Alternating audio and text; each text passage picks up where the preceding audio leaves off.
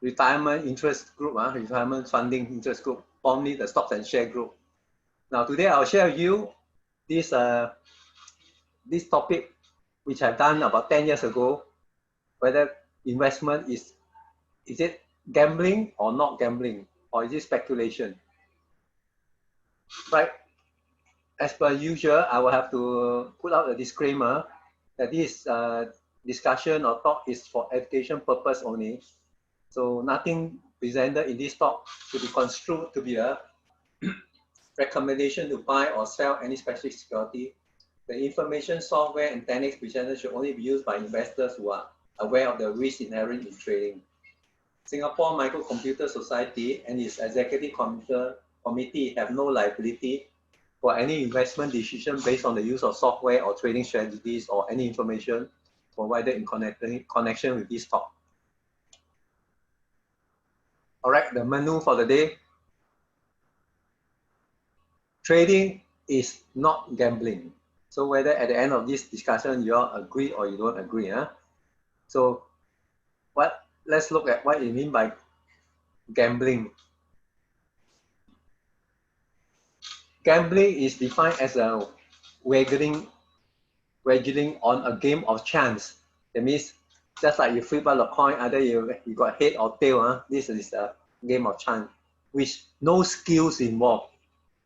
I mean, technically that is true, but of course, behind any of these game of chance, there are always professionals who are able to use certain super tricks to tilt the chance always in their favor.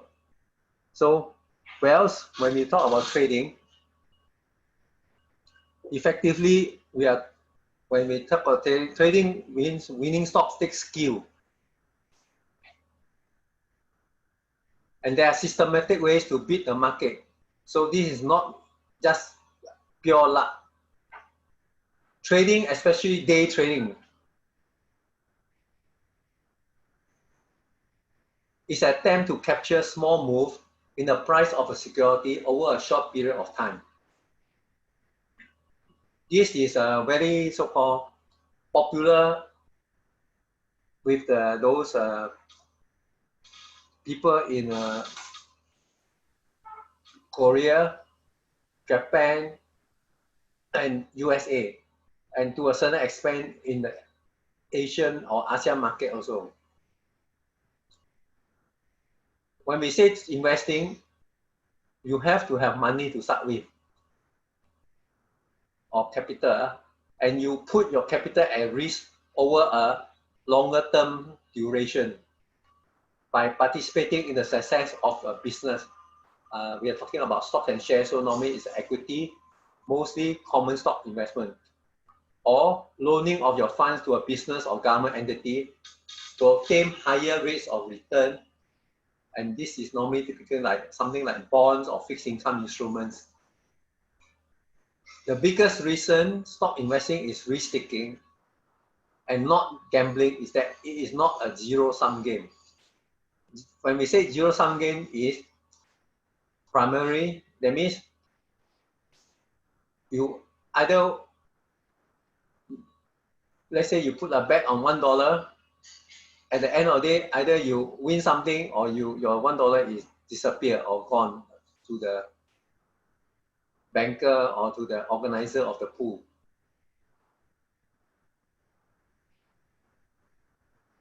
As an example or illustration, let's say you and 3 friends sit down and play mahjong all night. In total, you each bring $200, so the total, the size of the pool is $800. At the end of the night, if you add up anyone's money, it's still $800, regardless of who wins or loses. When you invest in a business. Capital raised by selling stocks provides the company the means to perform its business, and the business then make something or mine something or grow something to provide a service. Net balance, the company gain certain X dollar and the customer receive X worth of goods and services. If the business goes well, the shareholder get a benefit either through the business they own, expanding, paying or getting dividends, or buying stock, leaving you own a greater share. Now, let's look at the odds. We have to understand odds. And I think at the end of today's meeting, I hope you all will have a better understanding of what I call the various type of odds. So whether you enter into a 4D betting or total pool getting or big sweep, you should go and find out actually what are your odds. Normally, when the odds are very so-called to your disadvantage, the prize money looks very attractive. So it makes the so-called the poor man come forward and hope and buy another hope and hope to so-called able to hit the jackpot. So generally, let's say you have a toss a coin. You have a situation whether it's head or it's a tail. So either you win or lose. Excuse me.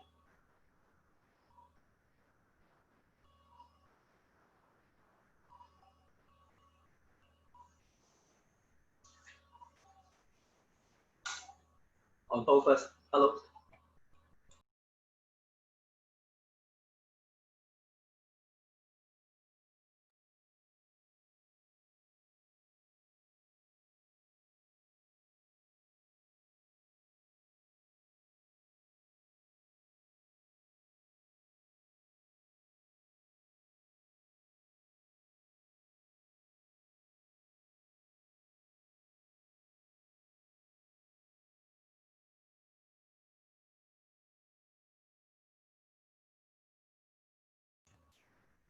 Okay, sorry about it. So the odds are always not to your favor. Okay, take for example, we talk about in a situation where you win, you have one, you lose is also one, and break even is also one. So finally, the chances whether you win or lose or break even is one out of the three. So it's a 2:1 against you.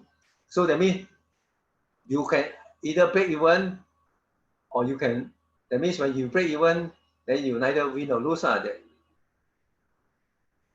Then the odds is still 2:1. So on the longer term, normally because of this disadvantage of the odds, you will find that uh, your chances of so-called having your pool of funds continue to grow or to stabilize is not going to be good, because when the duration is longer, because of the odds is not to your advantage, you will gradually lose, and all your capital will be wiped out. This is the one that I think most of us will be interested to know why, if you happen to walk into the casino, what are the odds that you are playing against the house? So odds is the ratio of favorable outcomes to unfavorable outcomes. So the probability equal to the ratio of favorable outcomes to the total number of possible outcomes. Just now the one total possible outcome, win, lose, or break even, is 3 outcomes. So the probability is you are 1 out of 3. So the odds when you play the baccarat, you play the type of game they call it banker player. If you bet on the banker, your house age, that means the call the odds, the slight advantage that casino or the house, the organizer of the game over the player is you have 1.17%. So if you play, that means you play bet on the banker. And if you play bet on the player, your odds is worse. the house have a 1.36% over you. So as you go along, you will find that, take for example, quite often we play the Keno. It's something like those Toto like that, you know. You mark a piece of paper and then another number they call like, so the odds is the house have a 25% edge or odds over you. And there are some other games in some casino they have let it right. They have, like example, you play poker, your odds of the casino over you all along is they have a 2.5% advantage over you. So low rate is 2.7%. So this is the most interesting part. Slot machine, you know, even at football club or you go to Safra with this kind of clubhouse, or you go to some of the members club, you find that, okay, I bet 5 cent machine, or you go to Genting, or whether Resort World Sentosa, or you go to this MBS, no? Marina Bay Sand. So if you bet on a 5 cent machine, so the casino has a 15.2% advantage over you. Whereas you bet on a 25-cent type of bet, the house have 10.2% advantage over you, and so on.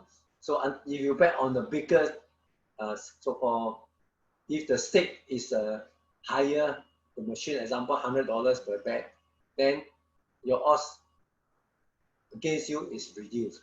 So you notice that there are some big punters, they always bet the maximum that machine allowed, no? Because they feel that the chances of winning is better than you bet on the 5 cent machine. That is because of the odds. So okay, know that before you participate in any of these so-called punting game or gambling game, you have to understand the odds. Then you will know why sometimes it turn out this way or that way. Right? Just now I already mentioned this one. Okay, next we look at the social and economic perspective.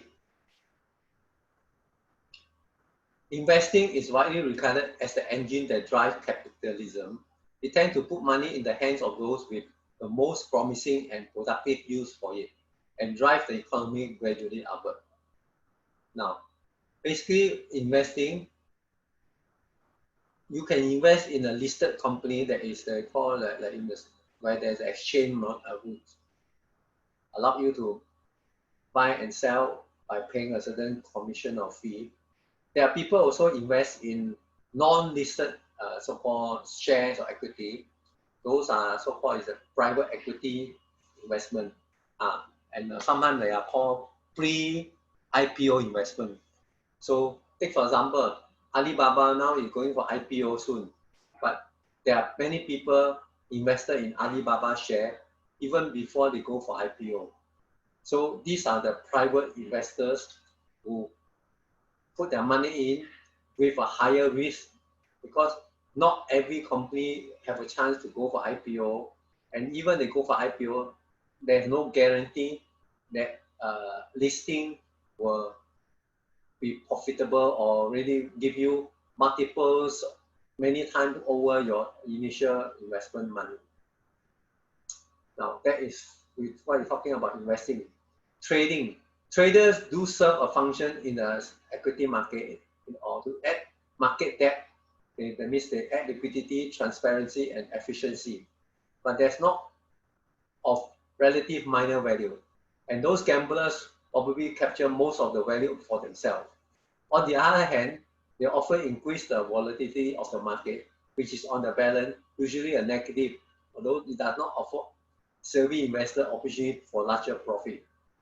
So these traders are what I call like day trader or scalper or market maker. In the US market, they call it a market maker. They sometimes like they play with all the cards open to them.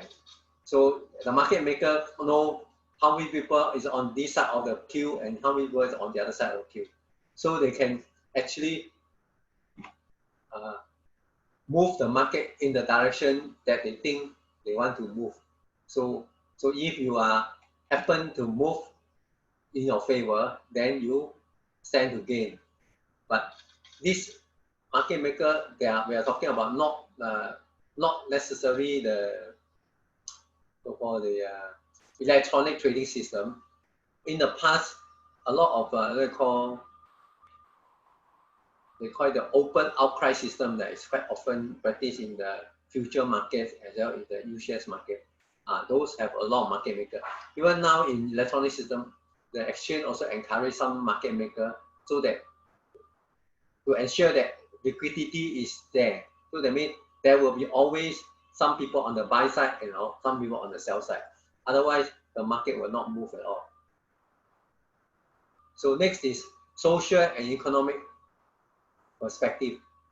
Government generally do not like gambling unless, of course, they are getting the lion's share of the profit side as state lotteries. Many religions also frown on gambling, but they don't seem to mind church bingo. Like even the old folks home, they also play bingo. I have no problem with a person being morally opposed to gambling as long as that person knows exactly what he or she mean by gambling.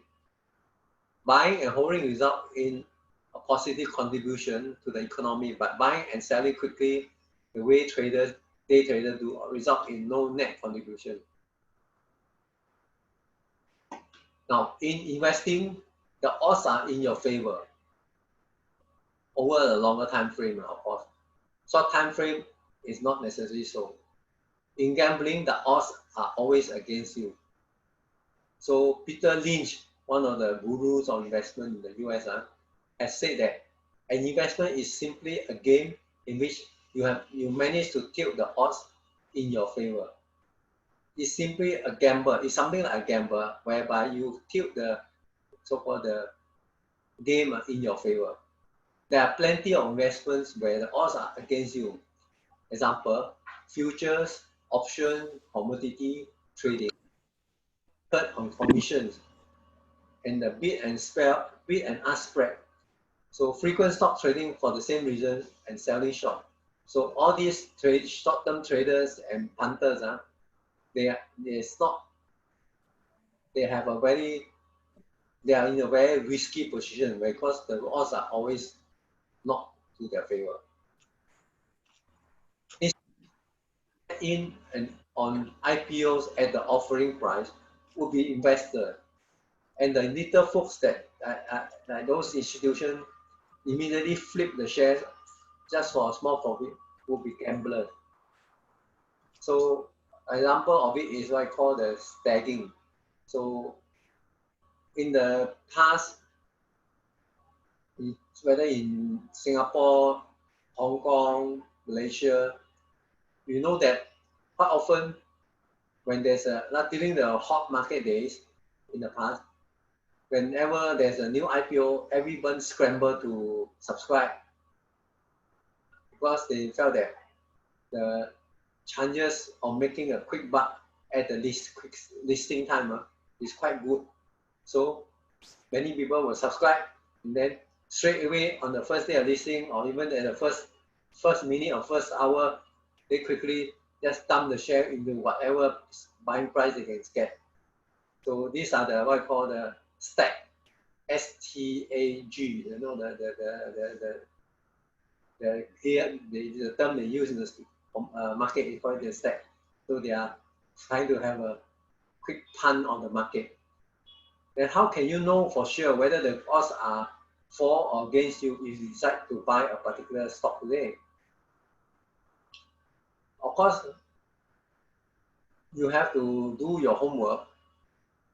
If the so-called the manager that manages new IPO issue price the particular share at a certain P ratio versus the market PE for the type of industry. So if they price it at a certain, normally they come up with a range, they also do not know how is the market respond. But if they price it of the lower of the range, then chances are those who participate or those who subscribe for those IPO got a better chance to make some money from the market. If they price it on the high end of the scale, then the so for the little possibility of a market appreciation of the stock on listing day will be much lesser. So you'll find that it's very difficult for you to have a make a small margin or small profit during IPO hunting. Next, the majority of venture capital investment result in loss, often in sometimes the total loss of the amount invested. However, venture funds typically yield higher return than stock because a small percentage of the firm's investment are home runs, more than making up for the complete loss of other investment. So this effectively means those venture capital investors, they do not only bet on one horse, they bet on more than one horse. So they also not sure in spite of their so-called expertise or their judgment. So maybe they invest in 10 horses, 10 type of investment. Turn out maybe sometimes 1 to 2 or 3 can make it and make a home run for them or make good money for them. The rest of them, maybe sometimes they end up it's a loss or sometimes total loss can be quite bad also. So because of their ability to diversify or spread the investment out, so their net gain on all this investment is quite positive compared to the small investors where you don't have much capital to spread out the risk. Next thing is talking about some psychological part of this thing we call addictive and disruptive of your gambling habit.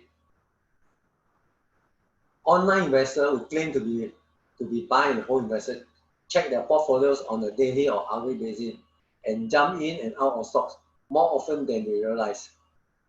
Those who do online trading, online investment. Active trading can be expensive, both in terms of commission and bid-ask spread, in terms of emotional fatigue. Some people invest more aggressively than they should, which is virtually identical to gamblers who bet more money than they can afford to lose. So as a result of this, you can find that those who are hooked on to this type of addictive habit, both will have a negative impact on their health or on their so-called capital. Because if you keep on losing out on your capital, so before long, you may not have much funds for you to play away. Whether investment or investment or gambling is always about risk-taking. There are few investments that don't entail risk, such as fixed annuities. Now you buy annuities, almost you will have very little or no risk. Or you buy government bonds. You hold it to maturity. Along the way, you just get your coupon payment. So it's something like fixed deposit, whereby every 6 months you will get paid a certain interest. Both, but even those, you also suffer from inflation risk. Of course, inflation is a issue that affect all form of investment. So inflation is typically because there are too much money chasing too little goods. So as a result, the price of the goods become higher and higher because of the inflation factor. Investors that take only risk, we should only take risks that we can afford to take. While gamblers also take on some risks they shouldn't take. Now, so the difference is investor, you only invest in whatever you can afford to lose or you can afford to lose. That means you must have a certain capital that you are prepared to lose. Then you go into a gambling game. I mean the investment game. Whereas gamblers, you heard often, even they don't have the money, they will try to borrow from along or borrow from their families or friends, all this, to waggle in the casino, whether it's the official casino or the underground casino. So then they hope to make a quick buck, and then they hope after the result they can return the capital they borrow from people, and then they get a free lunch. But in life, things cannot be so easy or so taken so lightly. So example, this would you rather have a $50 or a 50, that means I pay you $50, or you want to take a 50-50 chance that this $50 that you don't take will turn out to be $100. So if you take the $50, you are an investor, because you know that that $50 is yours. That means it's given to you, or it's a so-called certain return that you like you're able to achieve. Whereas if you want to retake a higher risk, it means you don't want to take this $50 prize money or this $50 reward, but instead you want to go for all. That means you want to make more or nothing. This is the typical gamblers type of mentality. So gamblers, they don't mind. They say, so what if I lose my capital? But more important, I want to look at the reward. So if you expect to double your money quickly, whatever you are doing is probably gambling. Even it happens on Wall Street rather or rather it happened in Las Vegas. So Las Vegas is one of the biggest casino before this Macau came out. So Las Vegas is used to be even now is a desert area, but because of the casinos, they brought so much wealth into the area.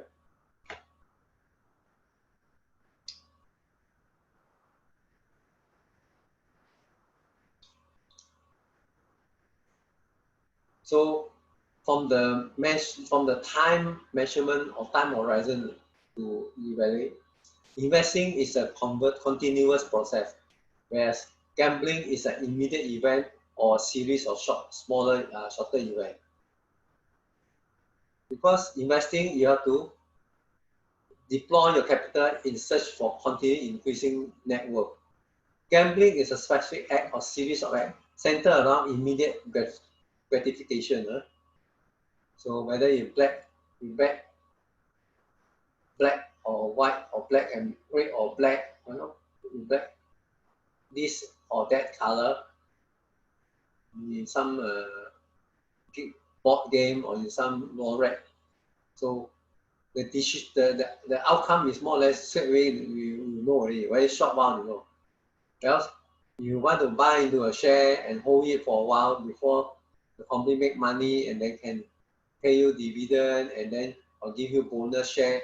These are a longer term type of business venture. Day trading resembles gambling. The participant get in, the price move up or down, and he get out, usually in a matter of minutes. So this day trading, normally the participants will have very powerful computer to help them to execute an order. Of buying with the belief that the stock is about to jump, or buying IPO share with the intention of flipping them in a few hours or days, or buying options which are close to expiration. Now, on this flipping, this situation, those of us who are familiar during after the Super Bull run in 1983, 84, so 85, 86 period, or even around 83, 84, 85, you heard of people who buy a property, let's say at $100 a example. At the end of the year, within 1 year, they can double up their $100 to become $200. I mean, theoretically speaking, in terms of X dollar. So this is a very so-called happening during the boom day when the stock market boom, the property market boom time. So we find people flipping. That means they are just jumping in and out of the market on a very short time duration.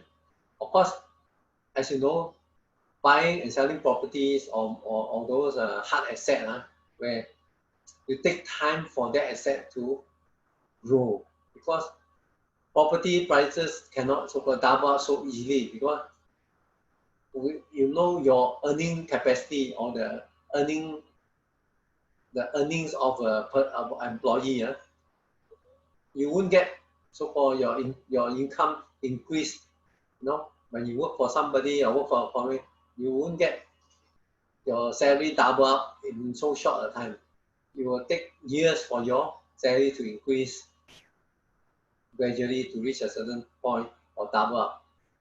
So if the affordability of the particular asset class, maybe a property, such that if it double, it means the demand is so strong that the market participants are prepared to pay even double the initial price as been sold in the early part of the year. That at the end of the year, there are still buyers or investors interested to buy over from you, because they also hope that the musical chair hasn't stopped, so that hopefully next year or following year they will also can flip the property and make a quick one. And then during those days, the government haven't, in terms of Singapore government, we haven't introduced a lot of this property curb measure or certain restriction where you have to pay additional stamp duty, or you sell within 4 years, you have to pay your property gain, your so-called your capital gains resulting from the transaction will be shared with the government, because the government don't want you to speculate so much on the property market, making the property prices going haywire. So it will come to a point whereby the affordability level of the property for the average citizen is going to be very tough. So normally for this hard asset, although many big ticket item, like example, property or shop, it's not so common or so easy to flip, because it involves very big capital, and then the next buyer must have also ability to afford to have the money to buy. And then if they cannot, the banks who borrow or lend them the money will also make sure that they must able to put down quite a percentage of down payment before they will so-called lend them the money to buy the property. During those days, the bank are quite relaxed because the government didn't control very much to early days. So the bank also will allow you to borrow the maximum, and as a result, the amount of actual capital required to participate in this flipping of property wasn't that much those days. Some people say as low as $10,000 you can start flipping, for 800,000 or $1 million property.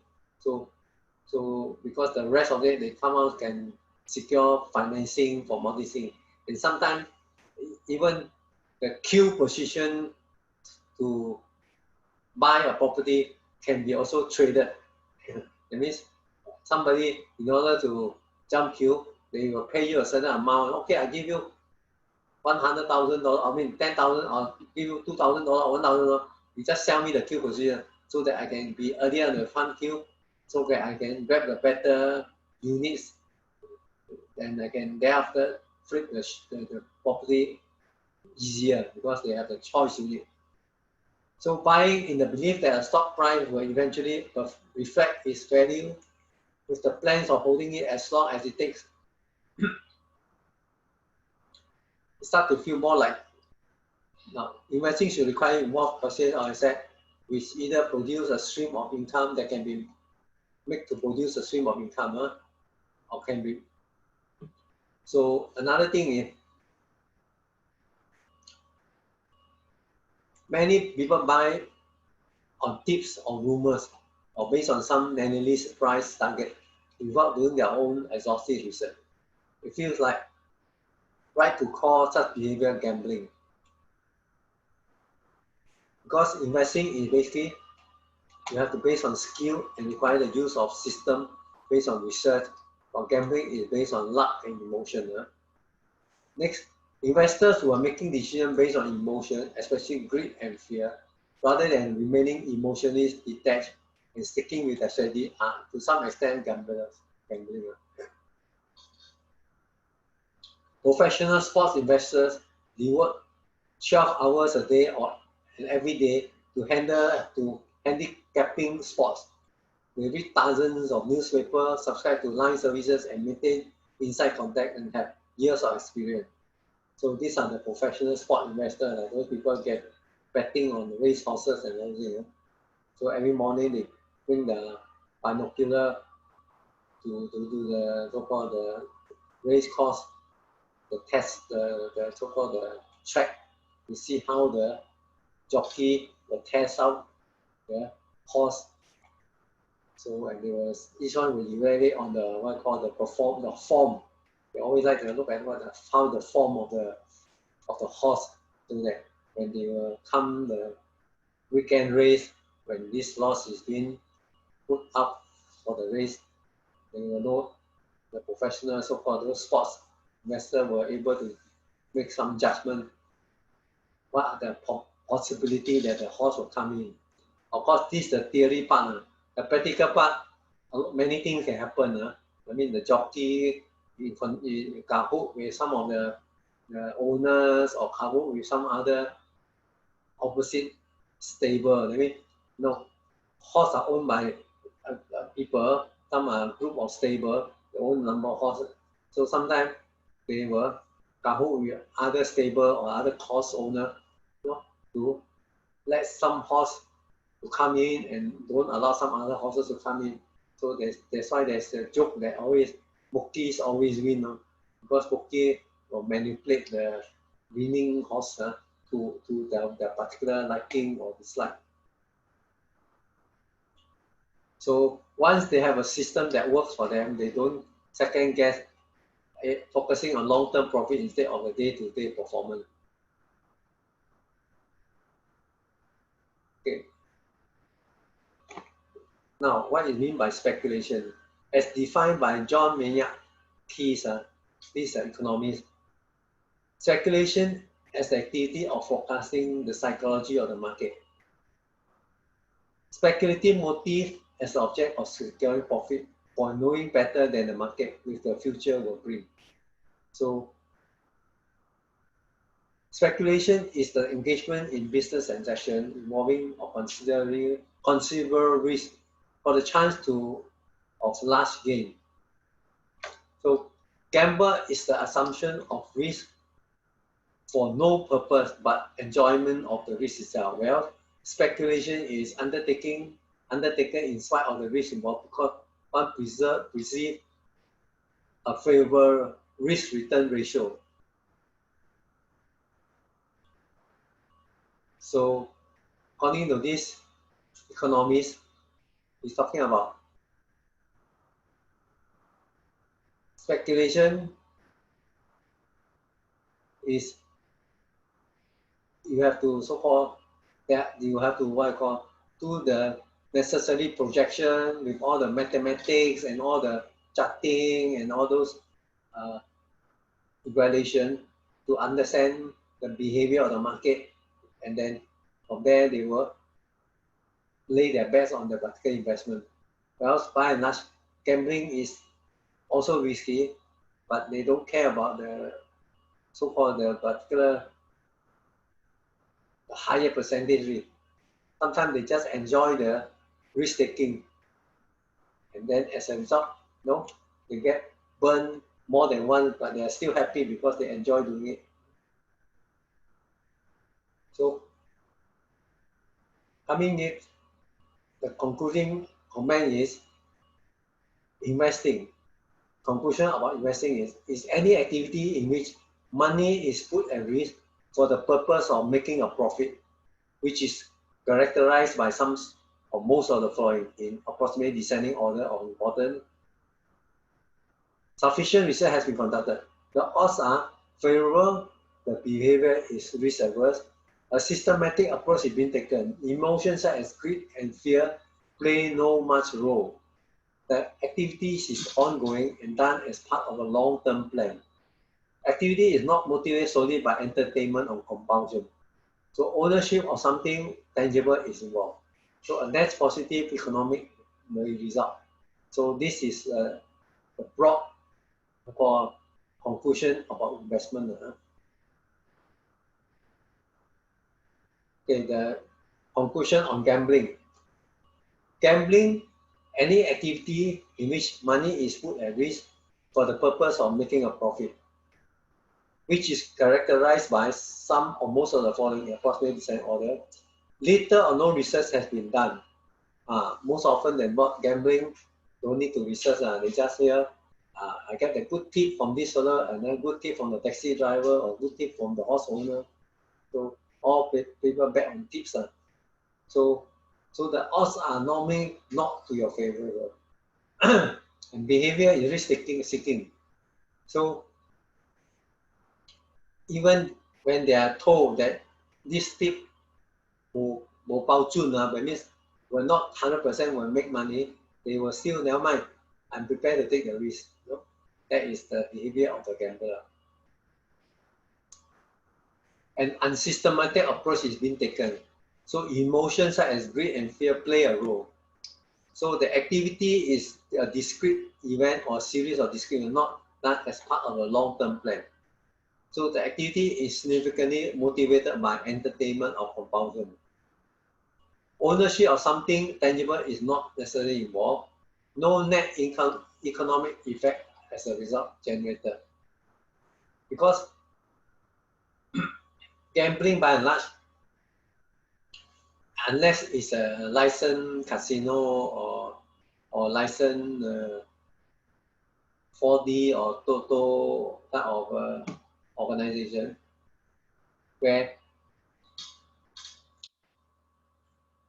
they will be the way they will also also lah, they all sure win, but they will at least set aside certain percentage whereby the so-called lucky guys were able to have some winners. That's why as a result, every draw or every other draw,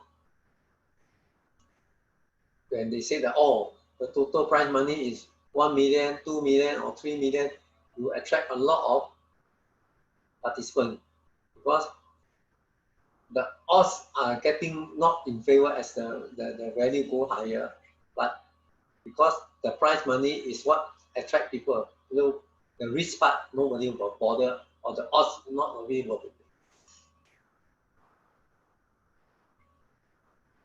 And often gambling is more out of greed and fear.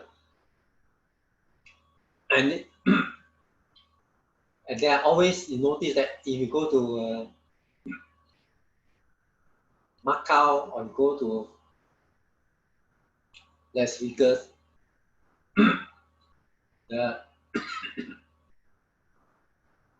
most of the casino will provide sometimes very beautiful or very entertaining type of show, dancers and all these things. And is the price money or price ticket of the price for the ticket of the entertainment sometimes may not be so-called too expensive. And for some cases, take for example, some of us may know roughly. You go to Genting, Malaysia, or somewhere Singapore, how often they might know some famous singers and performers come in and do the show. So if you are a high roller or what, casino will give you a couple of free tickets for you to watch the show also. So as you know, besides gambling, they also will provide you some get entertainment or make you feel entertained, right? So by and large, no net economic effect result because most of the punters will lose. The game organizer or the license organization to organize the Toto or 4D, they will be the net so make money. So depending on the particular country or what, you may not able to generate much job for or in fact job for the employment. So as for conclusion on speculation, speculating whether you are investing or gambling characterized by a high degree of risk and high potential for reward. So speculating when you think you are investing, speculating seriously instead of a pastime when you lack proper knowledge and skill for it, and the third part is risking more money in speculation than you can afford to lose. So speculation always, you can speculate all these things as a pastime, and when you have the so-called spare cash to do it, and of course there are a lot of books written also that they tell you how to speculate and how to find the odds to your favor by doing it this way and that way. So risking more money in speculation than you can afford to lose. Quite often speculation, the participants they are so obsessed with it or they are so taken away. So sometimes they cannot be bothered whether they actually have the resources or they can have the money to lose. So finally, the message is we should not take trading as a form of gambling.